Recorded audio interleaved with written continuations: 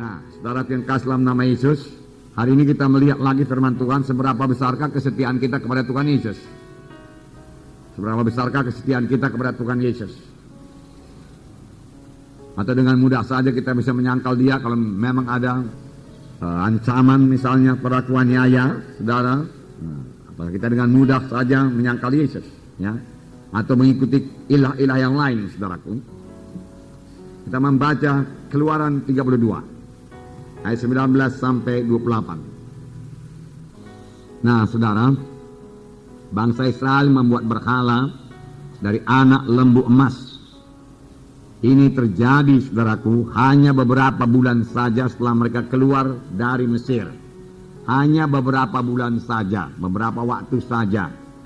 Ya, setelah mereka bebas daripada perbudakan yang begitu menindas mereka. Mereka telah mengalami kuasa Tuhan yang sangat luar biasa. Mestinya mereka masih ingat bahwasanya Tuhan membebaskan mereka dengan penunjukan kuasa Tuhan, demonstrasi kuasa Tuhan yang sangat besar di tanah Mesir. Lalu mereka bebas, tetapi orang Mesir, Firaun mengejarnya dan sampai Laut Kulsum. Kuasa Tuhan nyata lagi. Tuhan membelah Laut Kulsum dan membiarkan bangsa Israel menyeberang. Bangsa Mesir mencoba mengejarnya dari belakang, tetapi dia tenggelam dalam laut karena Tuhan menutup laut tersebut. Semua mereka tiba di Gunung Sinai. Di Gunung Sinai Tuhan menyatakan kemuliaannya hingga bangsa Israel gemetar ketakutan. Dan di Gunung Sinai Tuhan memberikan 10 hukum kepada bangsa Israel. Pada bangsa Israel.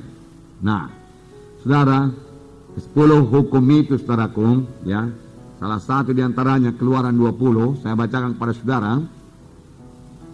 Ayat 2 mulai, Akulah Tuhan Allahmu yang membawa engkau keluar dari tanah Mesir, dari tempat perbudakan. Jangan ada padamu Allah lain di hadapanku. Janganlah membuat bagimu patung yang menyerupai apapun yang ada di langit di atas, atau yang ada di bumi di bawah, atau yang ada di dalam air di bawah bumi.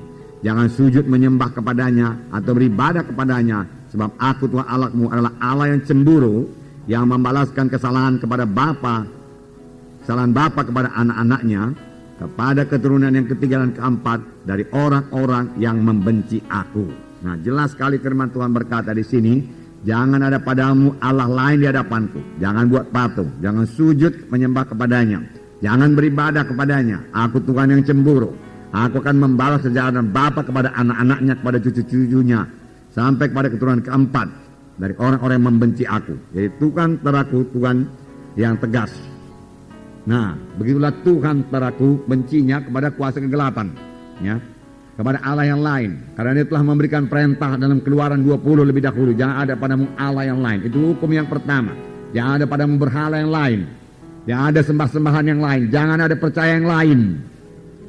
Baik dalam hal memperoleh berkat, jangan ada percaya yang lain. Baik dalam perlindungan, jangan ada percaya yang lain.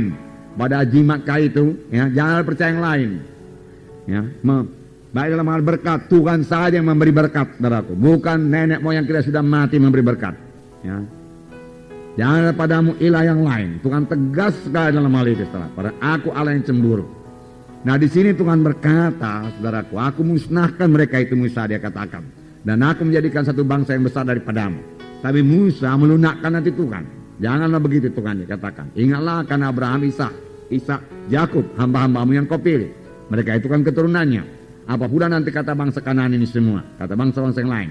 Apakah karena engkau tidak sanggup memimpin mereka sampai ke tanah perjanjian yang kau janjikan? Saudaraku, Tuhan saudaraku dikatakan, ya, menyesal, saudaraku.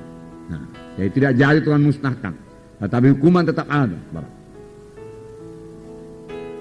Hanya karena Musa sajalah bangsa Israel masih disertai Tuhan. Pada waktu itu Tuhan sudah berkata, aku tidak menyertai kamu lagi. Aku memang tidak memusnahkan mereka, tapi aku tidak menyertai kamu lagi. Aku menyuruh seorang malaikatku berjalan di hadapanmu, dan malaikat itu akan mengalahkan, dia katakan, segala suku-suku bangsa di tanah Kanaan. Jadi satu malaikat pun bisa mengalahkan segala suku-suku bangsa di tanah Kanaan. Luar biasa kuasa malaikat. Amin, saudara. Apalagi kuasa Tuhan. Tetapi Musa berkata, kalau engkau tidak beserta dengan kami, lebih baik kami tidak berangkat. Musa berkata. Dan Tuhan berkata, baiklah. Tapi pada hari pembalasan aku membalaskannya kepada mereka itu. Oleh sebab itu, saudaraku, kita hati-hati sekali, saudaraku, dengan terlibat dalam adat-adat kegelapan ini. Amin, saudara. Jangan ada yang terlibat lagi dalam adat-adat kegelapan. Itu sangat kebencian kepada Tuhan dan sangat membuka pintu kepada setan, saudaraku. Dan kalau dibuka pintu kepada setan, setan selalu memanfaatkannya dengan sebaik-baiknya dan dengan secepat-cepatnya. Setan datang hanya untuk mencuri, membunuh, membinasakan. Ya, setan pembunuh, saudaraku, setan pembunuh. Nah, di sini tadi dikatakan, ya, kemudian Tuhan berkata kepada Musa, Musa turun, bangsa itu sudah menyembah berhala. Lalu Musa turun dari gunung. Di tengah jalan Joshua berkata, ada suara seperti sorak-sorak peperangan. Musa berkata, itu bukan sorak peperangan, tapi nyanyian bersaut-sautan. Dan ketika mereka dekat, kita sudah baca tadi, lalu Musa melihat anak lembu emas dan bangsa Israel berpesta pora, ya, dengan segala nafsu kedagingannya di situ. Lalu Musa, saudaraku, begitu marah, saudaraku. Musa bukan tidak bisa mengendalikan kemarahannya, saudaraku. Musa tetap dikuasai oleh Tuhan, saudaraku. Hanya Musa sangat marah kepada dosa, sangat marah kepada dosa, kemarahan yang sangat suci. Ya, sangat marah kepada dosa itu. Heran juga, saudaraku, ya, mereka secepat itu, saudaraku, berpaling daripada Tuhan. Beberapa waktu yang lalu mereka masih intim dengan Tuhan, memuji Tuhan, bersorak-sorai, Miriam menyanyi-nyanyi, saudaraku, ya. Kemudian, saudaraku, segera, saudaraku, menyembah berhala, saudaraku. Tuhan sangat marah, saudaraku. Itu sebabnya, saudaraku, ya. Di sini biarlah kita camkan sungguh-sungguh. Hendaklah kamu kudus karena aku kudus, firman Tuhan berkata. Ya. Biarlah kasih kita kepada Tuhan, ya. Kasih kita kepada kehendaknya, kasih kita kepada firman-Nya, kasih kita kepada kesuciannya, kepada kebenarannya.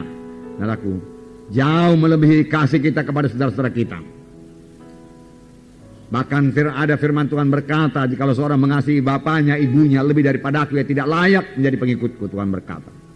Tuhan Yesus harus menjadi nomor satu dalam hidup kita, saudaraku.